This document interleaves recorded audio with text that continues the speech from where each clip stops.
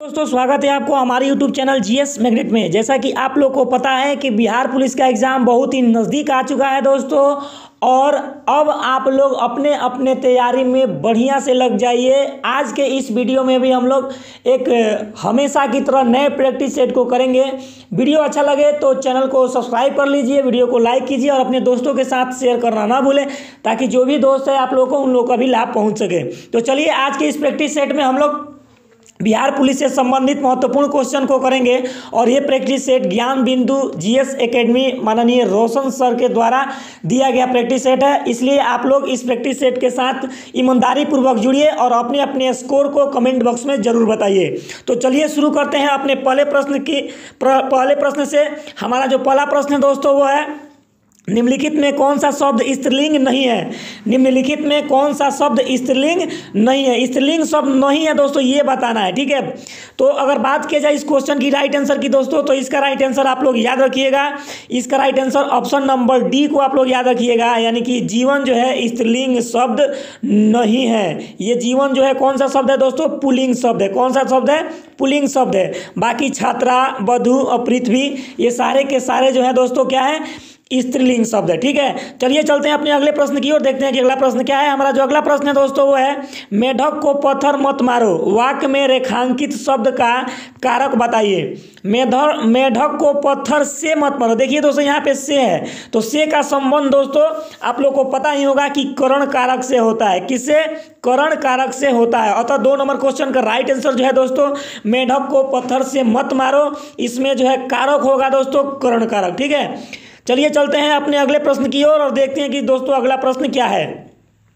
हमारा जो अगला प्रश्न है दोस्तों वो है, आप लोग ध्यान से देखिएगा, रिक्त स्थान के लिए उपयुक्त मुहावरे का चयन कीजिए। रिक्त स्थान के लिए उपयुक्त मुहावरे का क्या करना है दोस्तों? चयन करना है। मुहावरा क्या है दोस्तों? ध्यान से पढ़िएगा।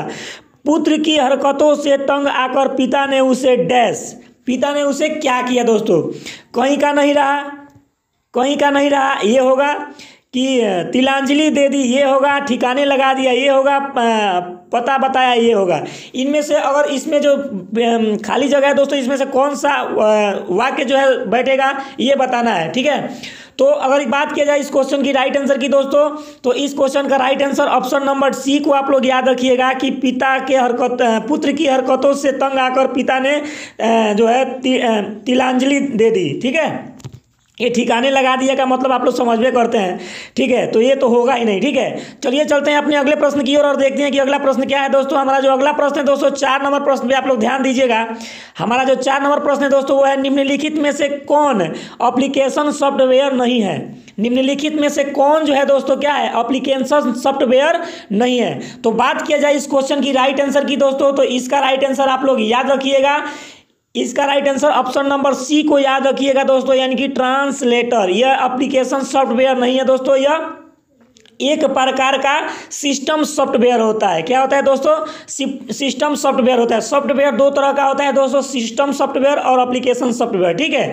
तो चलिए चलते हैं अपने अगले प्रश्न की ओर और देखते हैं कि अगला प्रश्न क्या है दोस्तों। हमारा जो अगला प्रश्न है दोस्तों 5 नंबर प्रश्न पे आप लोग ध्यान दीजिएगा। 5 नंबर प्रश्न है, identify the conjunction given in the sentence. जो ये सेंटेंस दिया है दोस्तों उसमें कंजक्शन का चयन करना है दोस्तों, ठीक है। He is rich therefore he is helpful. इसमें जो इस वाक्य में है दोस्तों कंजक्शन कौन सा है? तो कंजक्शन आप लोग को पता होगा कि 2 वाक्यों को जोड़ने का काम जो होता है दोस्तों कौन करता है? कंजक्शन करता है। तो जाहिर सी बात है इसमें देयरफॉर जो है दोस्तों वो इसका सही आंसर होगा, क्योंकि ये जो है इस और इस वाक्य को क्या कर रहा है? जोड़ रहा है, ठीक है। तो अगर इस क्वेश्चन की राइट आंसर की बात की जाए तो इसका right answer option number C को आप लोग याद रखिएगा दोस्तों, यानी कि देयरफॉर। जी हाँ दोस्तों, और जितने भी लोग इस वीडियो को, इस सेशन को देख रहे हैं, उन लोगों से गुजारिश है कि अपने अपने दोस्त के साथ जरूर इस सेशन को शेयर करें, क्योंकि उन लोगों का भी भला हो जाएगा। और अगर आप लोग चैनल पर नए हैं तो कृपया चैनल को सब्सक्राइब कर ले, क्योंकि ऐसे ही वीडियो आप लोगों को बिहार पुलिस, BSSC और दरोगा के लिए प्रैक्टिस सेट इसमें कराया जाता है, ठीक है।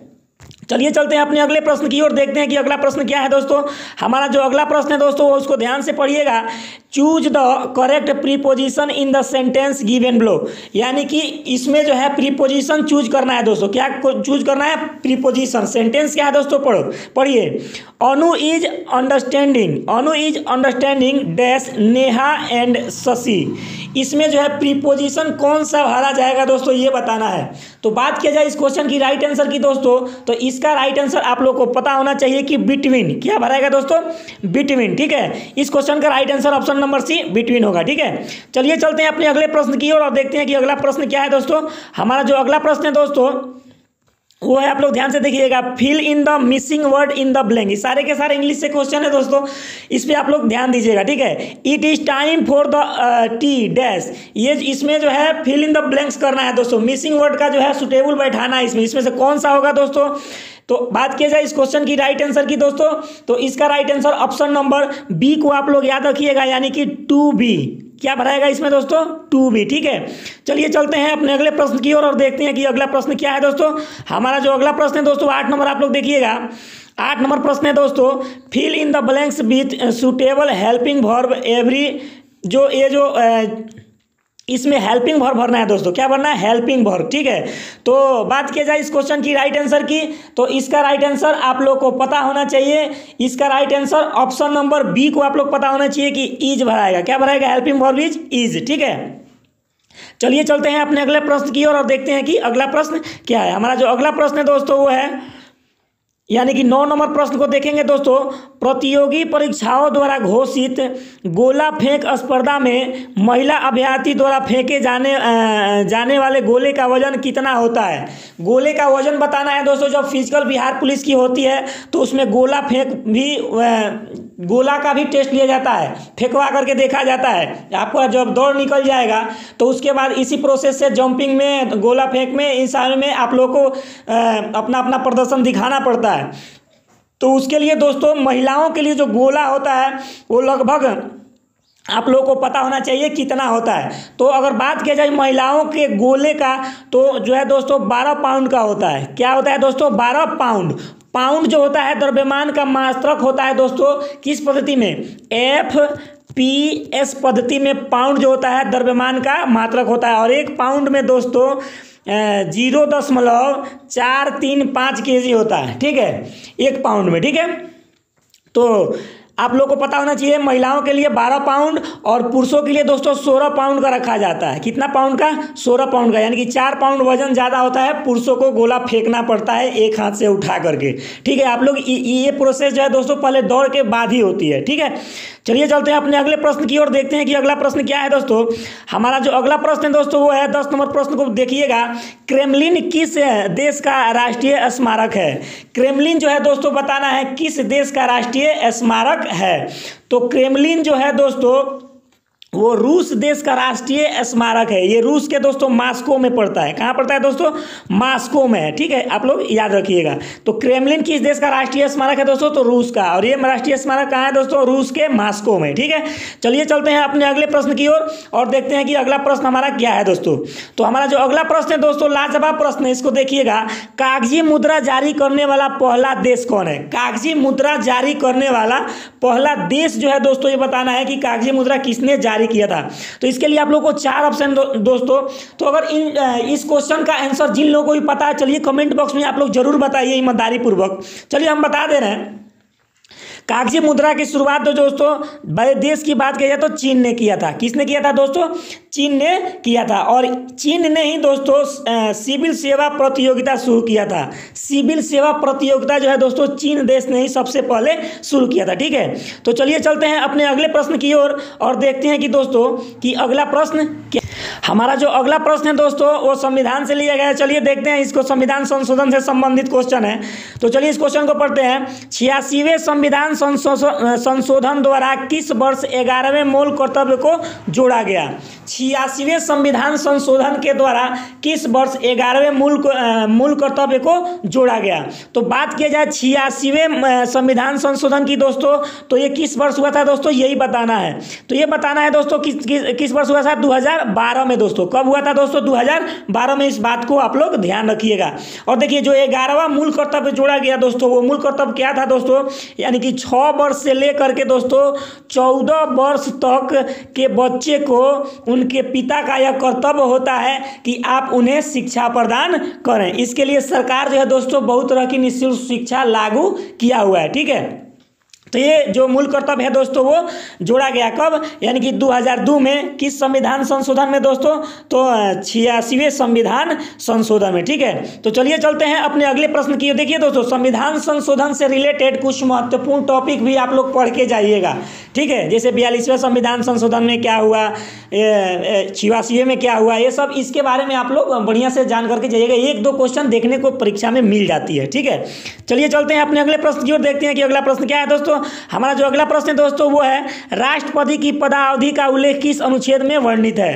राष्ट्रपति की पदावधि का उल्लेख किस अनुच्छेद में वर्णित है दोस्तों। पद अवधि यानी कि कितने साल तक वो पद पर बने रहेंगे, ये किस अनुच्छेद के अंतर्गत है दोस्तों, ये बताना है। तो बात किया जाए इस क्वेश्चन की राइट आंसर की दोस्तों, तो इसका राइट आंसर आप लोग याद रखिएगा, यानी कि 56वां, यानी 56वें अनुच्छेद के अंतर्गत राष्ट्रपति की जो पद अवधि होती है वो कितने वर्ष की होती है दोस्तों, 5 वर्ष की होती है। कितनी वर्ष की होती है दोस्तों, 5 वर्ष की होती है। ठीक है, बात किया जाए दोस्तों महाभियोग के बारे में, तो अनुच्छेद 61 के अंतर्गत, अनुच्छेद 61 के अंतर्गत दोस्तों राष्ट्रपति पर महाभियोग लगाया जाता है। ठीक है, अनुच्छेद 58 के अंतर्गत देखा जाए दोस्तों, तो राष्ट्रपति के निर्वाचित होने के लिए, यानी कि अनुच्छेद 58 में आप लोगों को क्या मिलेगा, राष्ट्रपति के निर्वाचित होने के लिए उनकी अर्हता का वर्णन किया गया दोस्तों। ठीक है, चलिए चलते हैं अपने अगले प्रश्न की ओर और देखते हैं कि अगला प्रश्न क्या है। ठीक है, हमारा जो अगला प्रश्न है दोस्तों वो है, आप लोग ध्यान से देखिएगा, निम्नलिखित में से कौन सा दल राष्ट्रीय राजनीतिक दल नहीं है। निम्नलिखित में से कौन सा दल जो है दोस्तों बताना है कि राष्ट्रीय राजनीतिक दल नहीं है। तो अगर इस क्वेश्चन की राइट आंसर की बात किया जाए दोस्तों, तो इसका राइट आंसर आप लोग को पता होना चाहिए, तृणमूल कांग्रेस जो है राष्ट्रीय दल नहीं है। अब ये क्षेत्रीय पार्टी हो गया है दोस्तों, राष्ट्रीय पार्टी नहीं है। ठीक है, बाकी सब जो है दोस्तों राष्ट्रीय पार्टी के अंतर्गत रखा गया है। और एक और पार्टी है दोस्तों, उसका नाम भारतीय कम्युनिस्ट पार्टी, भारतीय कम्युनिस्ट पार्टी, यानी कि सीपीआई को जो दोस्तों, सीपीआई को और तृणमूल कांग्रेस को जो है दोस्तों निर्वाचन आयोग ने ये राष्ट्रीय पार्टी से क्या किया, 2023 में जो है निकाल दिया इसको कि ये राष्ट्रीय पार्टी नहीं है। ठीक है, जिसको आप लोग हंसिया और ये कुछ चुनाव चिन्ह था इसका सीपीआई का। चलिए आप लोग बताइए कि भारतीय कम्युनिस्ट पार्टी का चुनाव चिन्ह क्या है दोस्तों। ठीक है, चलिए चलते हैं अपने अगले प्रश्न की ओर, देखते हैं कि अगला प्रश्न क्या है हमारा दोस्तों। हमारा जो अगला प्रश्न है दोस्तों 15 नंबर प्रश्न को आप लोग देखिएगा ध्यान से। निम्नलिखित में से किस देश से कर्क रेखा नहीं गुजरती है। किस देश से जो है दोस्तों बताना है कि कर्क रेखा नहीं गुजरती है। तो बात किया जाए कर्क रेखा नहीं गुजरने की, तो सबसे पहले आप लोगों को मैं बता देना चाहता हूं दोस्तों कि कर्क रेखा पूरी दुनिया में 15 देशों से होकर गुजरती है। कितनी दोस्तों, 15 देशों से होकर के गुजरती है। ठीक है, तो 15 देशों से होकर कर्क रेखा गुजरती है, और तो मिस्र से भी गुजरती है, भारत से भी गुजरती है, म्यांमार से भी गुजरती है दोस्तों। लेकिन अगर बात किया जाए ईरान की दोस्तों, तो ईरान से जो है कर्क रेखा नहीं गुजरती है।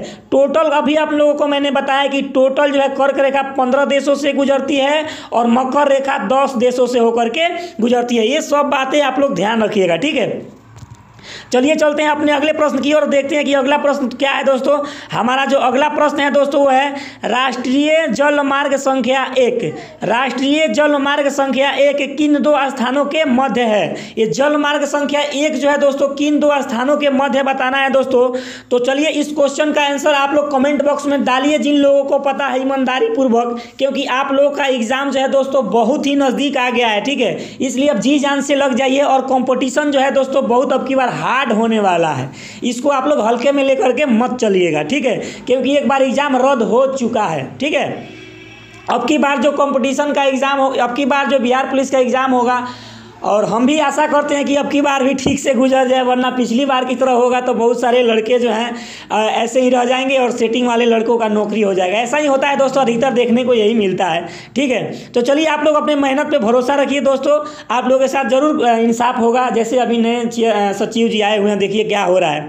ठीक है, तो चलिए इस क्वेश्चन का राइट आंसर बताइए दोस्तों। 16 नंबर की राष्ट्रीय जल मार्ग जो है, राष्ट्रीय जल मार्ग 1 किन 2 स्थानों के मध्य से है दोस्तों। तो किन स्थानों, 2 स्थानों के मध्य दोस्तों। तो बात की जाए इस क्वेश्चन की राइट आंसर की दोस्तों, तो इसका राइट आंसर आप लोगों को पता होना चाहिए कि ऑप्शन नंबर बी, यानी कि इलाहाबाद और हल्दिया, इलाहाबाद और हल्दिया के मध्य है। ठीक है, चलिए चलते हैं अपने अगले प्रश्न की ओर दोस्तों, और देखते हैं कि अगला प्रश्न क्या है दोस्तों। हमारा जो अगला प्रश्न है दोस्तों वो है, उस पर ध्यान दीजिएगा। 17 नंबर क्वेश्चन पे आप लोग ध्यान दीजिए, थोड़ा सा मैं इसको जूम कर दे रहा हूं दोस्तों। 17 नंबर क्वेश्चन पे आप लोग ध्यान दीजिए कि निम्नलिखित में से कौन विश्व का सबसे ऊंचा जल प्रपात है। विश्व का सबसे ऊंचा जल प्रपात दोस्तों बताना है कि कौन है। तो आप लोगों को पता होना चाहिए एंजल जलप्रपात जो है दोस्तों विश्व का सबसे ऊंचा जल प्रपात है दोस्तों, ठीक है।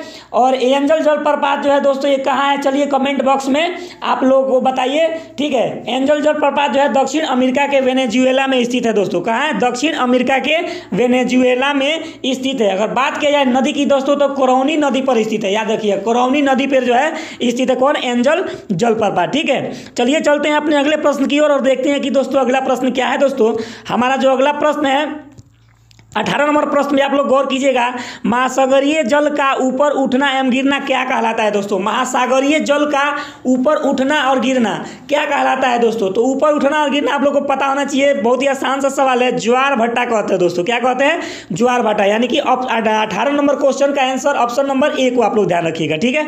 चलिए चलते हैं अपने अगले प्रश्न की ओर, देखते हैं कि अगला प्रश्न क्या है। हमारा जो अगला प्रश्न है दोस्तों वह निम्नलिखित में से किसमें जुलू जनजातियां पाई जाती है। जुलू जनजातियां किस में पाई जाती है दोस्तों ये बताना है, ठीक है। तो जुलू जनजातियां जो है दोस्तों ऑप्शन नंबर आप लोग सी को पता होना चाहिए कि नेटाल प्रांत में है जो दोस्तों जुलू जनजातियां पाई जाती हैं, ठीक है। देखिए दोस्तों इस क्वेश्चन का अगर आप लोग पीडीएफ चाहिए तो पीडीएफ के लिए दोस्तों आप लोग वीडियो के डिस्क्रिप्शन में टेलीग्राम का लिंक और व्हाट्सअप चैनल का लिंक जो है दोस्तों दे दिया गया है। आप लोग व्हाट्सअप चैनल को जो है दोस्तों वहाँ से जो है फॉलो कर लीजिए और टेलीग्राम चैनल से भी आप लोग जुड़ जाइए, क्योंकि जितने भी पीडीएफ होते हैं दोस्तों इसमें आप लोगों को प्रोवाइड कराया जाएगा। पीडीएफ के लिए आप लोगों को कोई टेंशन लेने की ज़रूरत नहीं है, ठीक है। चलिए चलते हैं अपने अगले प्रश्न की ओर, देखते हैं कि अगला प्रश्न क्या है दोस्तों। हमारा जो अगला प्रश्न है दोस्तों वो है मैथ से क्वेश्चन है दोस्तों, यानी कि संख्या 2.353535 यानी कि ऐसे ऐसे करके P/Q के रूप में क्या करना है, बदलना है दोस्तों। आसान सा सवाल है, आप लोग इसको बदल लीजिएगा, यानी कि ये हो जाएगा, इसको हम लोग कह सकते हैं कि 2.35 पर रेकरिंग हो जाएगा, ठीक है। इसका मतलब दोस्तों कि ये 3-5 जो है बहुत आगे तक जाएगा, इसका कोई लिमिट नहीं है। तो इसको चेंज करने के लिए दोस्तों क्या कीजिए, आप लोग बनाइए, मैथ का सवाल है दोस्तों, ज़्यादा ये देंगे विस्तार से बताया जाएगा दोस्तों तो वीडियो को लॉन्ग हो जाएगा, फिर बाद में परेशानी होती है। तो अगर इसको आप लोग बदलना चाहते हैं तो इसको आप लोग बदलिए, 235 हो जाएगा बट्टा में 99 हो जाएगा। यहाँ की 99 इसलिए होगा दोस्तों जितने अंक पे रेकरिंग होता है ना उतना 9 नीचे दिया जाता है, और जितने अंक पे रेकरिंग होता है उतना 2 से उसमें से घटा लिया जाता है, ठीक है। तो इसको आप लोग कैलकुलेट कीजिएगा, 235 - 2/99, तो आप लोग को कौन सा आंसर आएगा इसमें से आप लोग बता सकते हैं। अब आप लोग को खुद पता हो गया होगा। तो बात की जाए इस क्वेश्चन की राइट आंसर की दोस्तों, तो इसका right answer option number D को आप लोग पता मार लीजिएगा, यानी कि ऑप्शन नंबर डी 233/99 आएगा, ठीक है। चलिए चलते हैं अपने अगले प्रश्न की ओर और देखते हैं कि दोस्तों हमारा अगला प्रश्न क्या है, ठीक है। हमारा जो अगला प्रश्न है ये भी जो मैथ से लिया गया है दोस्तों, आप लोग इसको बना लीजिए और बना करके आप लोग जो है दोस्तों इसको आप लोग कमेंट बॉक्स में जरूर बताइए, ठीक है। तो चलिए मैं इसका आंसर बता दे रहा हूं दोस्तों। 21 नंबर क्वेश्चन का राइट आंसर जो होगा दोस्तों आप लोग को ऑप्शन नंबर बी यानी 3/2 आएगा। आप लोग इसको बना करके सॉल्व कर लीजिए, ठीक है, क्योंकि ज़्यादा इसमें विस्तार से बताया जाएगा दोस्तों तो वीडियो लंबा हो जाएगा, ठीक है। चलिए चलते हैं अपने अगले प्रश्न की ओर और देखते हैं कि अगला प्रश्न क्या है दोस्तों, ठीक है। तो चलिए दोस्तों 22 नंबर क्वेश्चन पे ध्यान हम लोग देते हैं। 22 नंबर क्वेश्चन डिफरेंशिएशन से है दोस्तों, तो इसको भी आप लोग बना लीजिएगा, ठीक है। मैं 22 नंबर क्वेश्चन का आंसर आप लोगों को बता दे रहा हूं दोस्तों। 22 नंबर क्वेश्चन का आंसर ऑप्शन नंबर ए को आप लोग ध्यान रखिएगा, यानी कि x × 1 + 2 log x आएगा, ठीक है। इसको आप लोग सॉल्व कर लीजिएगा, ठीक है। चलिए चलते हैं अपने अगले प्रश्न की ओर, देखते हैं कि अगला प्रश्न क्या है दोस्तों। हमारा जो अगला प्रश्न है दोस्तों 23 नंबर क्वेश्चन पे ध्यान दीजिएगा, हिंदी से प्रश्न है दोस्तों। निम्नलिखित विकल्पों में से कौन सा एक वाक्य क्रिया विशेषण से संबंध रखता है। निम्नलिखित विकल्पों में से कौन सा एक वाक्य दोस्तों क्रिया विशेषण से संबंध रखता है। तो बात किया जाए दोस्तों इस क्वेश्चन की राइट आंसर की दोस्तों, तो इसका राइट आंसर आप लोगों को पता होना चाहिए, यानी कि ऑप्शन नंबर सी, घोड़ा बहुत तेज दौड़ता है, ठीक है। ये जो क्रिया विशेषण से संबंध जो है दोस्तों रखता है, ठीक है। चलिए चलते हैं अपने अगले प्रश्न की ओर, देखते हैं कि अगला प्रश्न क्या है दोस्तों। हमारा जो अगला प्रश्न है दोस्तों वह 24 नंबर प्रश्न को आप लोग देखिएगा। शुद्ध वाक्य कौन है, इस बात के स्पष्टीकरण की आवश्यकता है। मैंने ऑप्शन नंबर बी को पढ़िए कि मैंने उसकी बहुत प्रतीक्षा की, उसने अपने गांव से जूता उतारा, उसने अपने पाँव से जूता उतारा, और ऑप्शन नंबर डी को आप लोग देखिए वह विलाप करके रोने लगा। तो बात किया जाए इस क्वेश्चन की राइट आंसर की दोस्तों, तो ऑप्शन नंबर डी को आप लोग याद रखिएगा, यानी कि वह विलाप करके रोने लगा दोस्तों, यह एक शुद्ध वाक्य है, ठीक है। चलिए चलते हैं अपने अगले प्रश्न की ओर, देखते हैं कि अगला प्रश्न क्या है दोस्तों। हमारा जो अगला प्रश्न है दोस्तों वो है नेता शब्द का स्त्रीलिंग क्या है। नेता शब्द का स्त्रीलिंग जो है दोस्तों बताना है कि नेता शब्द का स्त्रीलिंग क्या होता है। तो नेता शब्द का स्त्रीलिंग दोस्तों नेत्री होता है। आप लोग ऑप्शन नंबर 1 को आप लोग याद रखिएगा, नेता शब्द का स्त्रीलिंग नेत्री होता है, ठीक है। चलिए चलते हैं अपने अगले प्रश्न की ओर, देखते हैं कि अगला प्रश्न क्या है दोस्तों। हमारा जो अगला प्रश्न है दोस्तों वो है निम्नलिखित में से किस वर्ष मुस्लिम शिक्षा के विकास के लिए कोलकाता में एक मदरसा की स्थापना की गई। निम्नलिखित ये बताना है दोस्तों कि मुस्लिम शिक्षा के विस्तार के लिए मदरसा की जो है स्थापना सबसे पहले कहाँ किया गया था और कब किया गया था, सन बताना है दोस्तों, ठीक है। तो बात किया जाए इस क्वेश्चन की राइट आंसर की, तो आप लोग याद रखिएगा ऑप्शन नंबर बी 1781 में दोस्तों मदरसा की स्थापना किया गया कलकत्ता में और मुस्लिम शिक्षा को बढ़ावा दिया गया, ठीक है।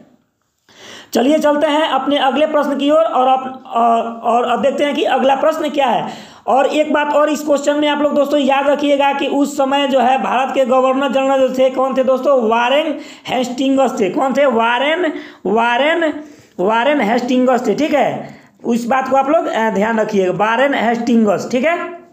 अगर गवर्नर जनरल वाला बात आ जाए तो आप लोग इस बात को ध्यान रखिएगा कि वारेन हेस्टिंग्स उस समय 1781 ईस्वी में मदरसा में जो थे मदरसा का स्थापना कोलकाता में कराया था, ठीक है। चलिए चलते हैं अपने अगले प्रश्न की ओर, देखते हैं कि अगला प्रश्न क्या है दोस्तों। 27 नंबर प्रश्न है हमारा दोस्तों, इस पर ध्यान दीजिएगा। निम्नलिखित में से किसके द्वारा अमेरिका का खोज किया गया था। अमेरिका का जो खोज है दोस्तों किसके द्वारा किया गया था। तो अमेरिका की खोज दोस्तों कोलंबस के द्वारा किया गया था। कोलंबस के द्वारा, जब कोलंबस ने अमेरिका की खोज कर लिया और जिस जगह पे वो पहुंचा था वहां के लोगों को दोस्तों उसने रेड इंडियन कहा था। क्या कहा था दोस्तों? Red Indian. इस बात को भी आप लोग ध्यान रखिएगा, ठीक है। और वास्को डी गामा आप लोगों को पता ही है 1498 ईस्वी में भारत की खोज किया था, कालीकट पहुंचा था, ठीक है। चलिए चलते हैं अपने अगले प्रश्न की ओर, देखते हैं कि अगला प्रश्न क्या है। हमारा जो 28 नंबर प्रश्न है दोस्तों उसको पढ़िएगा। निम्नलिखित में से कौन सा देश संयुक्त राष्ट्र के सुरक्षा परिषद का सदस्य नहीं है। कौन सा देश जो है दोस्तों संयुक्त राष्ट्र के सुरक्षा परिषद का सदस्य नहीं है, ठीक है। तो बात किया जाए इस क्वेश्चन की राइट आंसर की दोस्तों, तो इसका राइट आंसर आप लोग को पता होना चाहिए ऑप्शन नंबर बी, यानी कि जर्मनी जो है संयुक्त राष्ट्र का सुरक्षा परिषद का सदस्य नहीं है। अगर बात किया जाए दोस्तों सुरक्षा परिषद में अस्थायी सदस्यों की, तो अस्थायी सदस्यों की संख्या 5 है दोस्तों और अस्थायी सदस्यों की संख्या 10 है। इस बात को भी आप लोग ध्यान दीजिएगा, एग्जाम में ये भी पूछता है, ठीक है। चलिए चलते हैं अपने अगले प्रश्न की ओर और देखते हैं कि अगला प्रश्न क्या है दोस्तों। हमारा जो अगला प्रश्न है दोस्तों वो है, इसको ध्यान से देखिएगा। निम्नलिखित में से किस संगठन का अपने मुख्यालय से मेल नहीं है। किस संगठन का अपने मुख्यालय से जो है दोस्तों मेल नहीं है, ठीक है। तो चलिए इस क्वेश्चन का right answer option number B आप लोग को पता होना चाहिए कि विश्व पर्यटन संगठन जो है लंदन जो है ये मेल नहीं है, क्योंकि विश्व पर्यटन संगठन का मुख्यालय जो है दोस्तों स्पेन में पड़ता है, स्पेन के मैड्रिड में। स्पेन के कहाँ दोस्तों? स्पेन के मैड्रिड में पड़ता है, ठीक है। आप लोग इस बात को ध्यान रखिएगा, ये मेल नहीं है। बाकी सारे के सारे विश्व व्यापार संगठन दोस्तों जनेवा स्विट्जरलैंड आप लोगों को पता ही है, विश्व बैंक का वाशिंगटन डीसी, रासायनिक हथियार निषेध संगठन द हेग, ठीक है। तो आप लोगों को ये तो सब पता ही है, लेकिन ये जो है मेल नहीं है। चलिए चलते हैं अपने अगले प्रश्न की ओर और देखते हैं कि अगला प्रश्न क्या है दोस्तों। हमारा जो अगला प्रश्न है दोस्तों वो है किस मुगल शासक ने गोलकुंडा को जीतकर अपने साम्राज्य में मिला लिया। किस मुगल शासक ने है दोस्तों गोलकुंडा को जीत करके अपने साम्राज्य में है दोस्तों मिला लिया था। तो अगर बात की जाए इस क्वेश्चन की राइट आंसर की दोस्तों, तो इस क्वेश्चन का right answer option number B आप लोग को पता होना चाहिए कि औरंगजेब ने। क्या किया था दोस्तों? औरंगजेब ने 1686 से 1687 के बीच में दोस्तों इसने क्या किया था कि गोलकुंडा को मिला लिया था अपने राज्य में, ठीक है। चलिए चलते हैं अपने अगले प्रश्न की ओर और देखते हैं कि अगला प्रश्न क्या है। हमारा जो अगला प्रश्न है दोस्तों वो है लाजवाब प्रश्न, देखिएगा। बिहार राज्य के 2022-23 बजट में जीएसडीपी के प्रतिशत के रूप में राजकीय कोष घाटा क्या है, यानी कि राजकीय कोष घाटा जो है कितना लगा है दोस्तों ये देखना है, ठीक है। तो बात की जाए इस क्वेश्चन की राइट आंसर की दोस्तों, तो इसका राइट आंसर आपको पता होना चाहिए कि 3 ऑप्शन नंबर बी 3.47% जो है इसका राजकीय कोषीय घाटा है, ठीक है। राजकोषीय घाटा जो है कितना है दोस्तों? 3.4347%, ठीक है। चलिए चलते हैं अपने अगले प्रश्न की ओर और देखते हैं दोस्तों कि अगला प्रश्न क्या है। हमारा जो अगला प्रश्न है दोस्तों वो है यानी कि देखिए गौर से, भारत ने किस वर्ष तक शून्य उत्सर्जन का लक्ष्य हासिल करने के लिए नेट जीरो का संकल्प व्यक्त किया है। ठीक है, ये करंट अफेयर से प्रश्न है दोस्तों।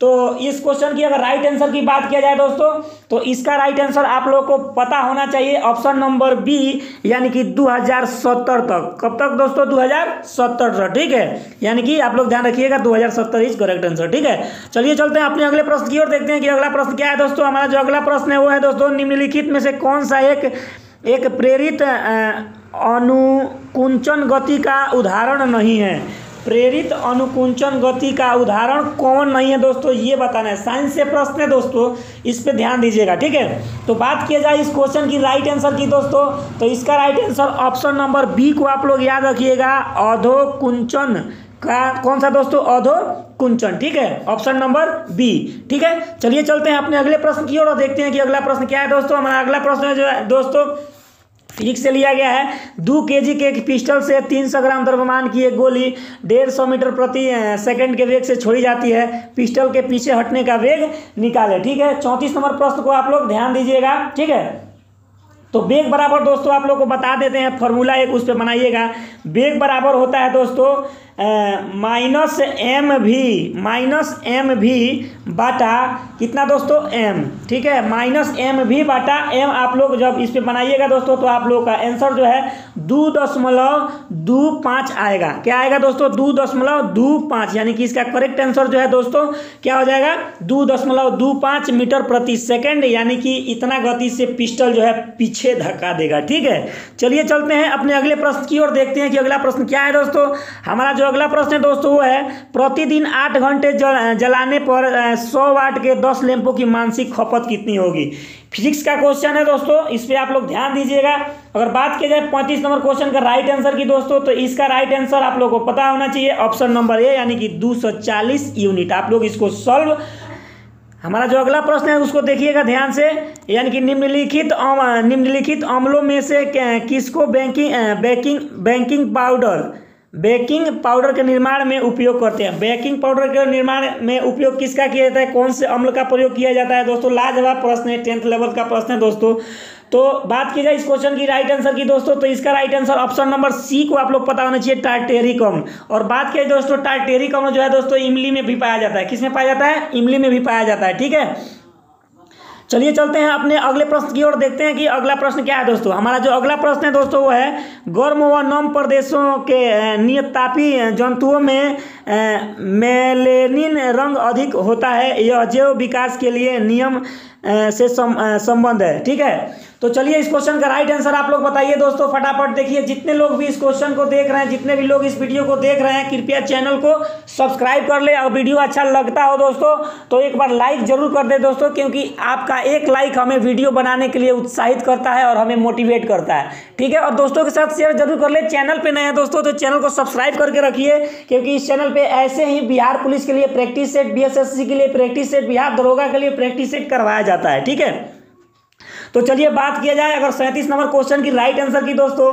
तो इसका right answer option number D को आप लोग याद रखिएगा दोस्तों, यानी कि ग्लोर सागर का नियम। कौन सा दोस्तों? ग्लोर सागर का नियम। ठीक है, चलिए चलते हैं अपने अगले प्रश्न की ओर, देखते हैं कि अगला प्रश्न क्या है दोस्तों। हमारा जो अगला प्रश्न है दोस्तों वो है, मायोपिक आंख किसके प्रयोग द्वारा ठीक किया जा सकती है? यानी कि मायोपिक आंख जो है दोस्तों किसके द्वारा ठीक किया जाता है दोस्तों?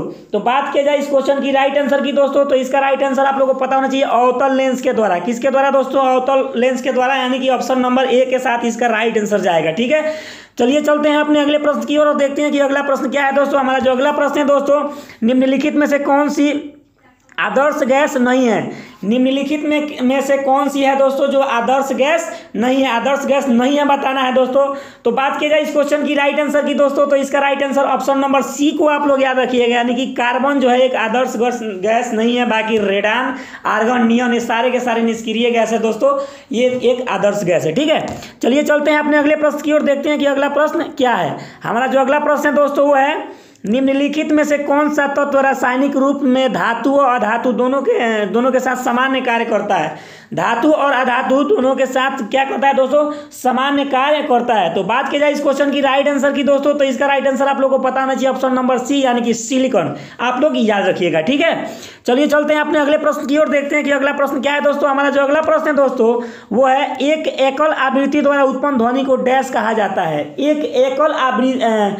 एकल आवृत्ति द्वारा उत्पन्न ध्वनि को क्या कहा जाता है दोस्तों?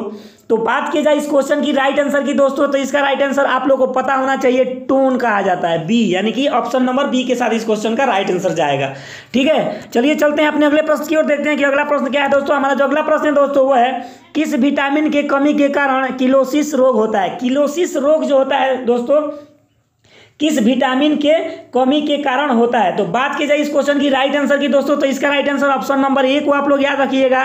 किलोसिस रोग जो है तो दोस्तों विटामिन B2 के कारण होता है। किसके कारण होता है दोस्तों? B2 के कारण। और जो है दोस्तों ये B2 किससे किससे मिलता है दोस्तों? ये भी आप लोग को पता होना चाहिए। पनीर में मिलता है दोस्तों, अंडों में मिलता है, ईस्ट में मिलता है, हरी साग सब्जियों में, मांस, दूध इत्यादि में मिलता है, ठीक है। चलिए चलते हैं अपने अगले प्रश्न की ओर, देखते हैं कि अगला प्रश्न क्या है दोस्तों। हमारा जो अगला प्रश्न है दोस्तों वो है परमाणु का आकार किसके द्वारा निर्धारित किया जाता है? परमाणु का आकार जो है दोस्तों किसके द्वारा निर्धारित किया जाता है, ठीक है। तो बात की जाए इस क्वेश्चन की राइट आंसर की दोस्तों, तो इसका राइट आंसर आप लोगों को पता होना चाहिए ऑप्शन नंबर सी, यानी कि परमाणु त्रिज्या के आधार पर। किसके आधार पर दोस्तों? परमाणु त्रिज्या के आधार पर परमाणु का आकार जो है दोस्तों पता किया जाता है, ठीक है। तो चलिए चलते हैं अपने अगले प्रश्न की ओर, देखते हैं कि अगला प्रश्न क्या है। हमारा जो अगला प्रश्न है दोस्तों वो है, उसको गौर से देखिएगा, यानी कि 44 नंबर प्रश्न है दोस्तों, यानी कि डीएनए दोस्तों, डीएनए संश्लेषण का प्रतिपादन किसने किया था? डीएनए संश्लेषण का प्रतिपादन जो है दोस्तों किसने किया था?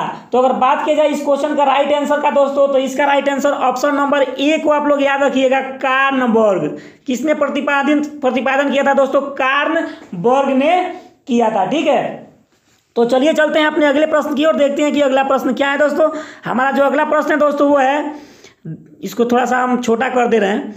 45 नंबर प्रश्न को देखिएगा, कार चलाते समय अपने पीछे के आयात को देखने के लिए किस प्रकार के दर्पण का प्रयोग किया जाता है? यानी कि साइड मिरर दोस्तों देखना, जैसे साइड किसी भी गाड़ी में साइड मिरर को बैक साइड देखने के लिए कौन सी शीशे का उपयोग किया जाता है दोस्तों? तो ये बहुत ही आसान सा सवाल है, उत्तल दर्पण का प्रयोग किया जाता है दोस्तों। किसका उपयोग? उत्तल दर्पण का, क्योंकि उत्तल दर्पण जो है तो वस्तु का छोटा प्रतिबिंब बनाता है, और हम जब गाड़ी आगे चला रहे होते हैं तो पीछे से कितना ही बड़ी गाड़ी अगर आए तो उसको छोटा करके उस आईना में आसानी से दिखा देता है, और हम अपने हिसाब से गाड़ी को मैनेज करते हैं, ठीक है। चलिए चलते हैं अपने अगले प्रश्न की ओर, देखते हैं कि अगला प्रश्न क्या है दोस्तों। हमारा जो अगला प्रश्न है दोस्तों वो है कौन सा अवयव जलने में सहायक प्रदान करता है? जलने में कौन सा सहायक प्रदान करता है दोस्तों? अगर बात की जाए इस क्वेश्चन की राइट आंसर की दोस्तों, तो इसका राइट आंसर आप लोगों को पता होना चाहिए, किसी भी वस्तु को जलाने में दोस्तों ऑक्सीजन का बहुत बड़ा हाथ होता है। किसका दोस्तों? ऑक्सीजन का। यानी कि ऑक्सीजन के वजह से ही कोई वस्तु जलती है, और ऑक्सीजन के नहीं होने से कोई वस्तु क्या हो जाती है? बुझ जाती है। कार्बन डाइऑक्साइड जो है किसी वस्तु क्या करती है? बुझा देती है। और एक लॉजिक बात है दोस्तों कि वायुमंडल में ऑक्सीजन जो है ये लगभग 21% है।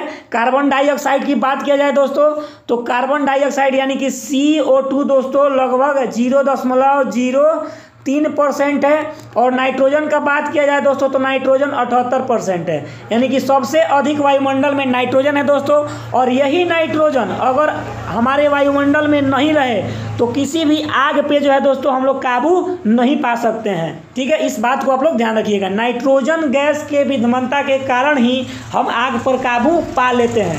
रहा सवाल आग को जलाने का दोस्तों, तो आग को जलाने का काम कौन करता है? ऑक्सीजन, बुझाने का कार्बन डाइऑक्साइड। आप लोग अग्निशमक यंत्र देखे हैं दोस्तों, उसमें होगा, यानी कि CO2 गैस भरा जाता है। वो भी 2 प्रकार का होता है दोस्तों। अग्निशमक यंत्र जो होता है 2 प्रकार का होता है, एक इसमें तो CO2 गैस होता है, और दूसरा DCP होता है दोस्तों, DCP का फुल फॉर्म दोस्तों होता है कि DCP, यानी कि ड्राई केमिकल पाउडर, ठीक है। उस प्रकार का भी एक अग्निशमक यंत्र होता है जिससे आग को बुझाई जाती है, ठीक है।